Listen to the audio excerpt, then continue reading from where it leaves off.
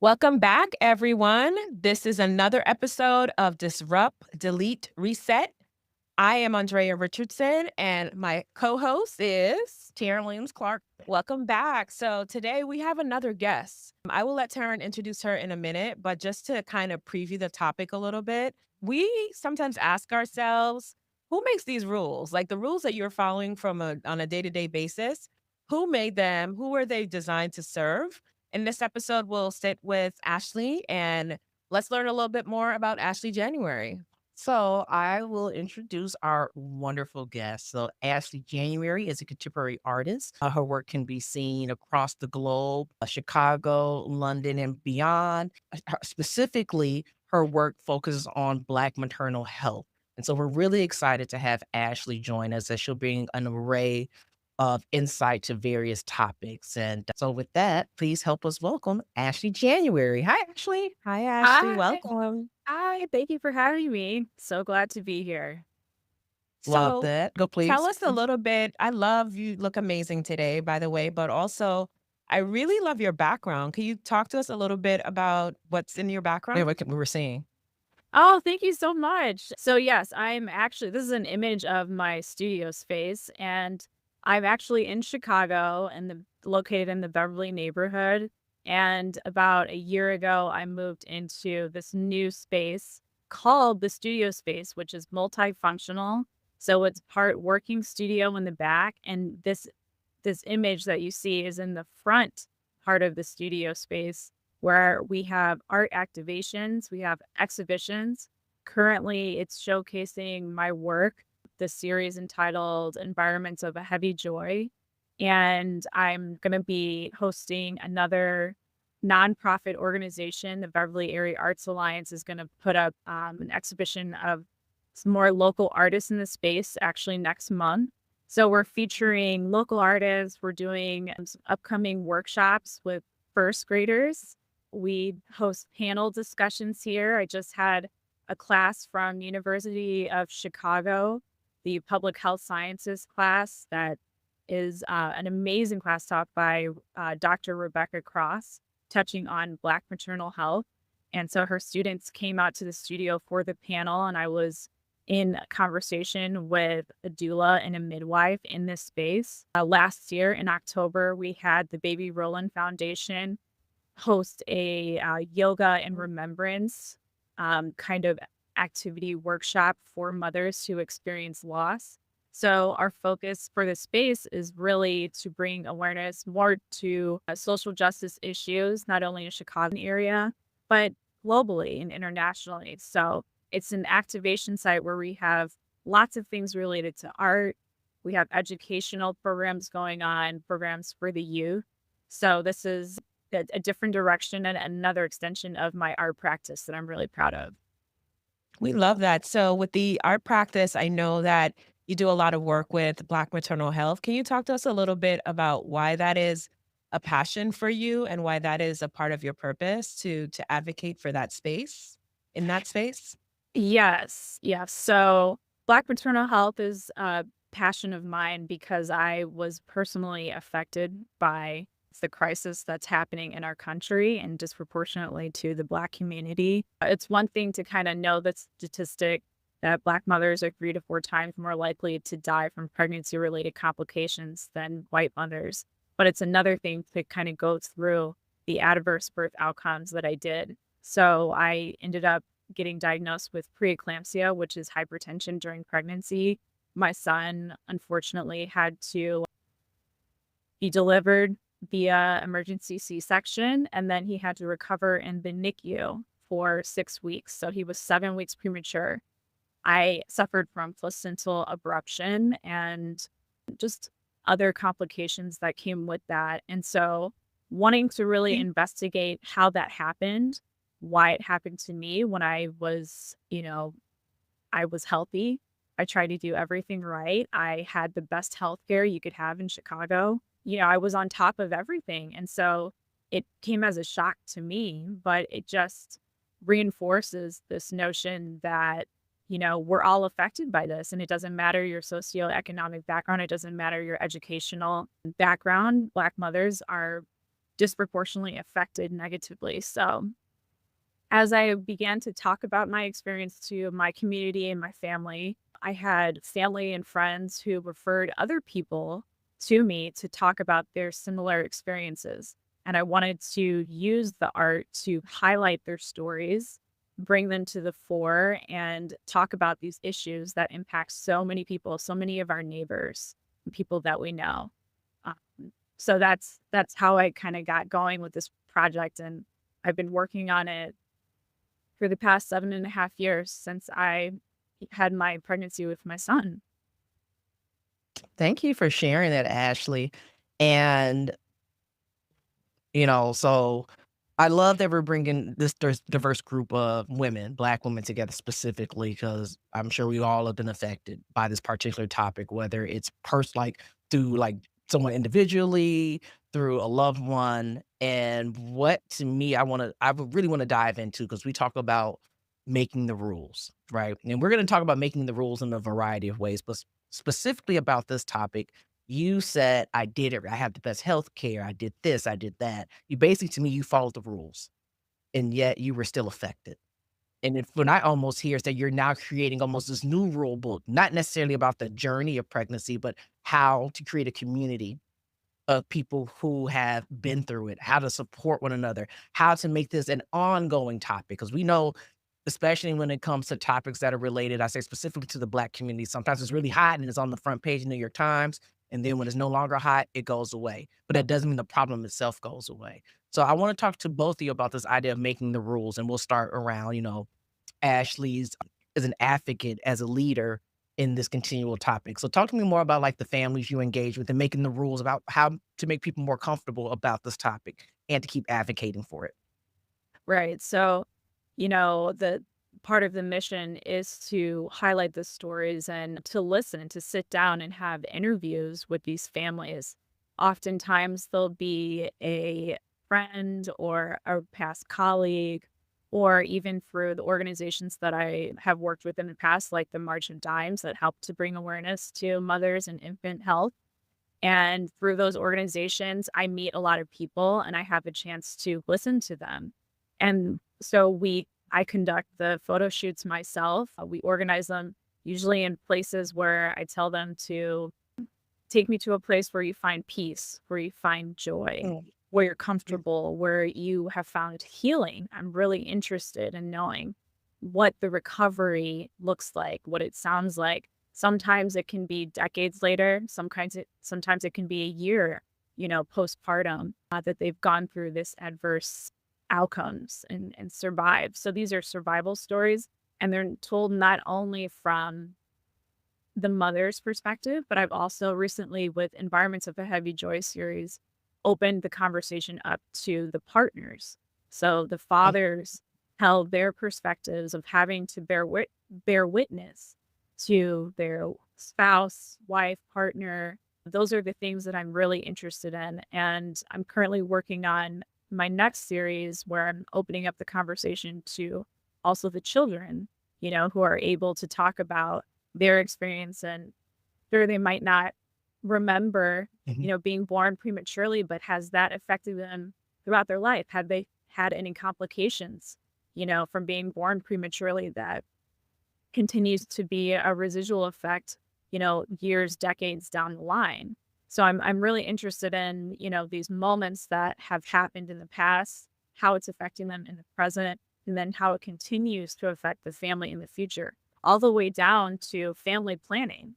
A lot of the families, they have experienced such grave loss. Owen and his wife, Jatan, that are in the back right here, they actually lost their firstborn son. So talking about losing a child and what that looks like to keep moving forward, to persevere, I'm really interested in having those stories. Yeah. Ashley, what I love when I listen to you talk about your work is how much you bring in people's lived experiences, both what they have experienced in the past, but also what they're currently experiencing. I think that's really important. I think oftentimes lived experiences are not considered under this idea that it's almost like we need to develop this one size fits all approach, right? Mhm, That will mhm. essentially address 95% of the people, right? But even within that 95%, people are still having different experiences, and they're coming from different backgrounds and different socioeconomic classes, which makes the idea of standardization, not only that myth of standardized care ineffective, but it's also dangerous because you're missing groups within the population that Mhm. you think you are serving, and it's actually becoming harmful. Also, when you talk about the advocacy work that you do, that's a form of disruption, right? Mhm. It's like breaking the standardized or the systemic way how things have that's the way things have been done, and offering these different perspectives in forcing change. What suggestions do you have for people that maybe they don't love the word disruption, but they want to advocate for others? Are there some examples or suggestions that you can give someone who may not be as close to the situation, but may want to find a way to help or use their powers for Mhm. good?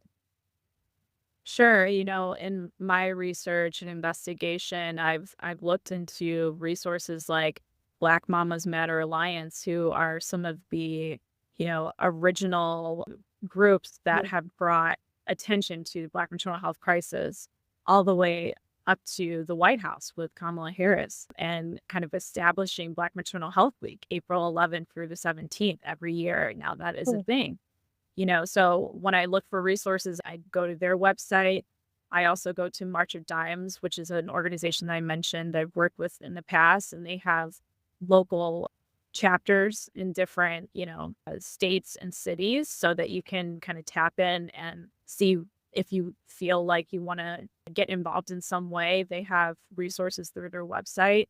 And then also because preeclampsia personally affected me, there's Preeclampsia Foundation that also has, I think, an annual walk every year, and I'm trying to do more with them and kind of learn a little bit more about preeclampsia research that they're doing right now. So there are a lot of resources. Of course, you can kind of reach out to local institutions, hospitals too, and that are also doing research, and like University of Chicago. And I have to double check this, but I believe they brought in a doula program through Mm, the okay. hospital. There's another program called Dads to Doulas. I think that's based in Florida. So there more and more organizations are kind of popping up throughout the country. If you want to research Black maternal health, there are there for people. That's awesome. So what I hear is, again, to continue to be an advocate for this topic, or disrupting a system, a system that doesn't serve us. We talk about, the healthcare system. We know there's different ways that people can go disrupt the system and create their own rules.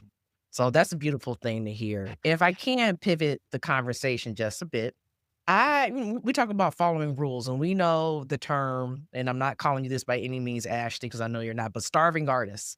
And I know a little bit about your background, about how you got to become, Ashley January.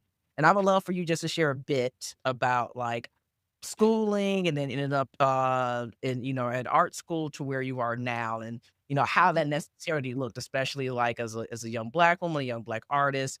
Just so you all know, one of the ways that I do know Ashley, sorry, I should interject, is I am an art steward, I think is what they're supposed to say. Ashley knows I call. She's fancy, y'all. I'm These not. are two fancy ladies. I am You fancy because I'm got the Ashley's work. fancy artist, and then you have the fancy art connoisseur, so I'm not as fancy as they are. I receive it. You will, because you're gonna purchase some Ash work, so is everybody else. All right, put that in here now. Ashley knows I'm her like pseudo manager. I've done it for her Oh, before. thank you, Taryn. Um, but I say that to say, I mean, I just want to get a bit more like, lighter, personal. I'm like, just on your journey. Also, if you can tell, I have my pink and green Mike shoes. Shoes, Mike. I got my pink and green Jordans on, got Those a are little hot. curl. Those are Thank hot. you. And Ashley happens to be a soror too. Andrea, Just likes pink and she green, just likes pink and green. but what's up to the Houston graduate chapters? I might be checking in with y'all soon. I Um, love my AKA sisters. yes, And we you love should. you. Because we love you. What a little bit more about just your journey, Ashley, and the rules you made to get to where you are. I mean, to own your own studio. And for those that may not know, like, The Beverly area is a very nice area in the South Side of Chicago. Very lovely. They have the Beverly Art Walk, which is, a very highly respected institution in the art world in the Chicago area. So I would love to ask you, talk about creating your own rules. Like, how did you get here? How Yeah. did you do it? Well, it's been a very exciting journey. I it's it and that's the thing that I continue to learn as an artist is, there is no one direction. There's no one way that you can make it and be successful as an artist. Everybody kind of has their own path, and you just have to continue to persevere and move forward and just stick to it, and know that that is your way of life. Being an artist is my life. It's not just a career. It's not just a title. It's who I am to, the core. It's my soul. I've always been a creative person since I was a little kid, and it's always been there, and it's always come up in ways that have just kind of informed the direction that I continue to go. And, it never truly goes away. So I ended up, taking classes when I was in high school. I was, interested in different things: photography, drawing, painting, even yearbook, some graphic stuff. So I had the curiosity there. And that's when I really started to kind of develop my skill and pursue the interest a little bit. And I had a great mentor. Mentorship is key from an early age, which, I mentioned the studio space. We're going to have some first graders in here to inspire them, because when you start young, it really resonates on a deeper level as children. It really helps to open their mind to Mhm. possibilities. And so in high school, I had a wonderful mentor who encouraged me to pursue art, and I started to enter my work into some shows, and I actually won, one of the shows in high school. And then I was presented with the scholarship, but I was a little too, I guess, not as confident to pursue Okay. it full time. And so I decided to major in communications at Bradley University, but then I minored also in studio art. So it allowed me to pursue my communications degree in advertising, but then take the painting class, take, drawing, photography, whatever I wanted to take, pastels. I ended up studying abroad my junior year semester, spring semester in Florence, which was also very formative. So being in that environment around all the art and, New you know, Florence. yeah, Sorry. art, Yeah, okay, art all right. scenery. Yeah, that was an amazing experience that really opened my mind too. And so in college, I graduated years ago. And then afterwards, I got a job in marketing and communications. Did that for a couple of years. But then afterwards, I wanted to really try to pursue art full time professionally.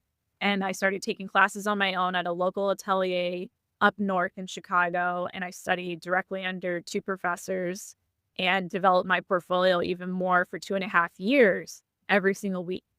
After doing Mhm. that, I applied to one school, Laguna College of Art and Design, and I ended up getting in, and I got my MFA in painting from there, and that's in California. After that, we moved back home, and I was at a Mana Contemporary in Pilsen for 6 years. So it was a great building to be in because there was a lot of community and other artists that I was able to, talk to in the building. And then when we moved from the South Loop to Beverly, I decided I needed to be closer to my son, my family, all the things that he has to do. And so it just made sense for me to have my own space out here. And I had always had this kind of, I guess, dream or idea of creating a space for the community, which is why I chose a space that could also function as an art incubator with all of the panels, workshops, and things that we've started to do and are continuing to do throughout the year. Awesome. Andrea, jump in here. Yeah, no, I have a question for you all, right? On the same vibe of rewriting the rules, right? If we were to look at our own like individual lives, is there a rule that you feel exists that you would change? And if so, why? Ooh, that's a good one.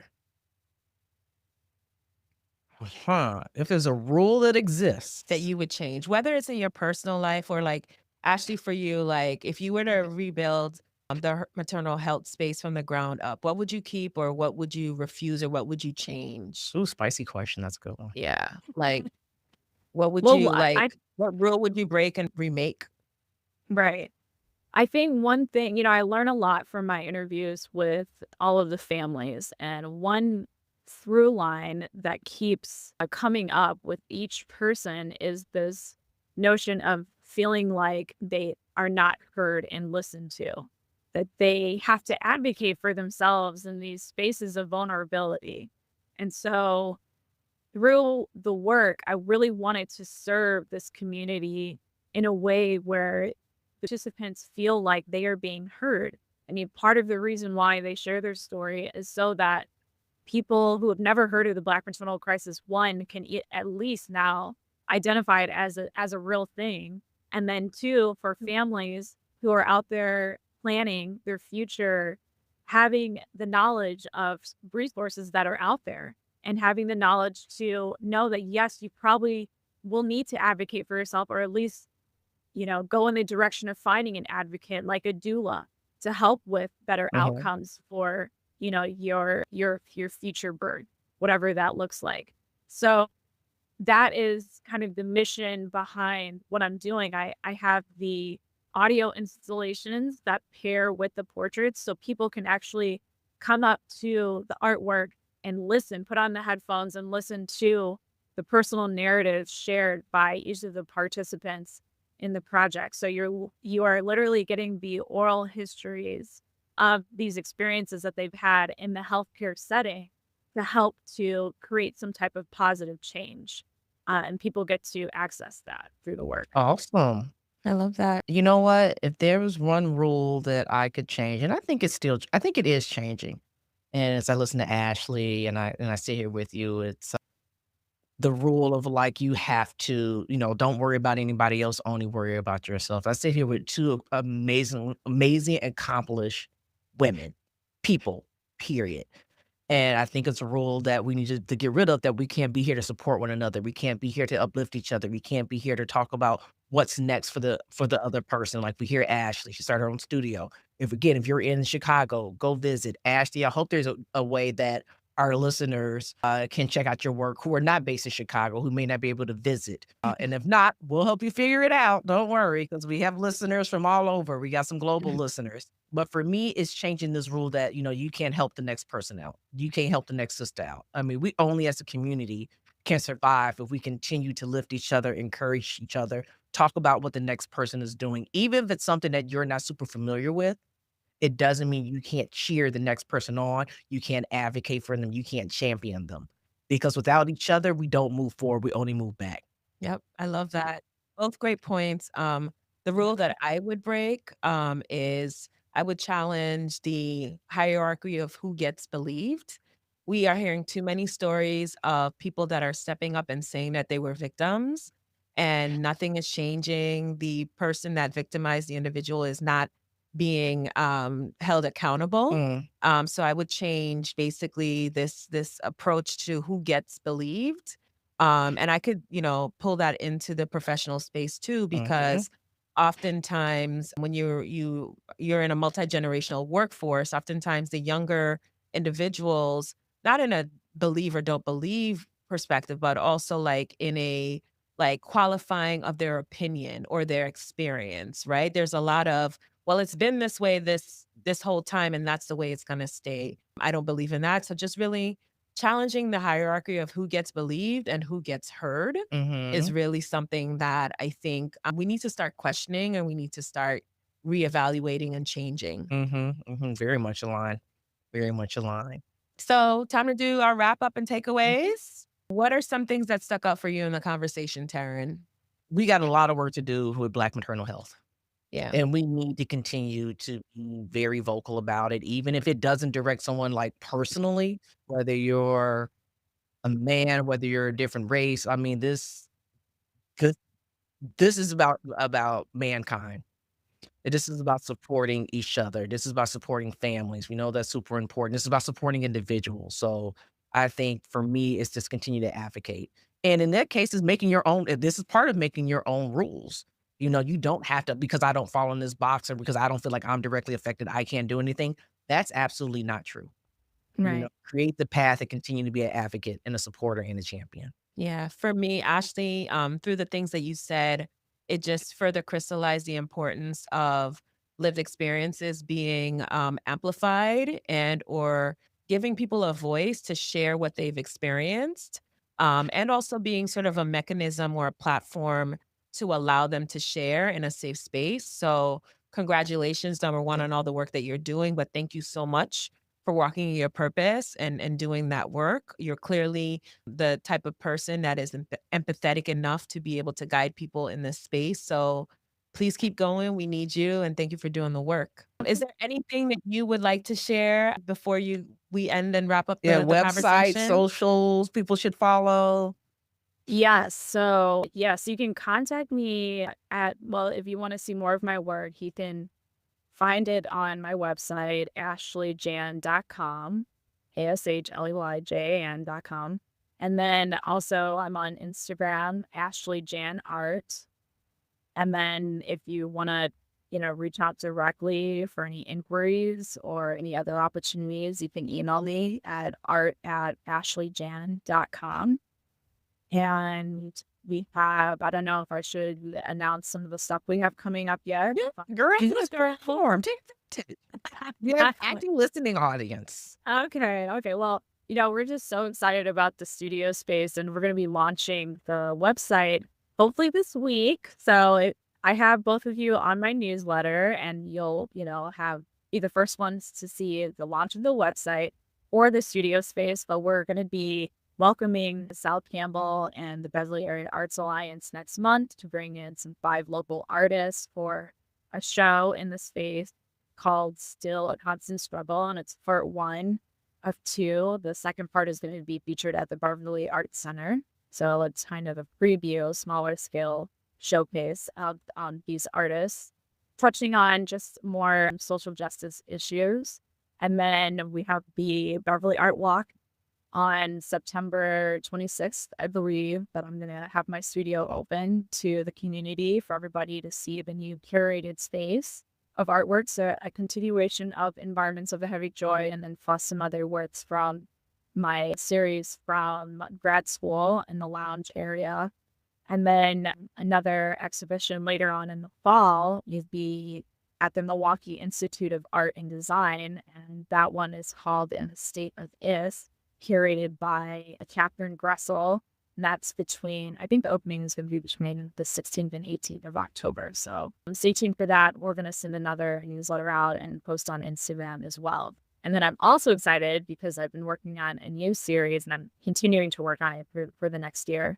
Forthcoming solo show next fall at South Suburban College. So I'm really preparing for that. Yeah, excited for that. So Big busy, deal. looking forward to all the things we have going on in the space.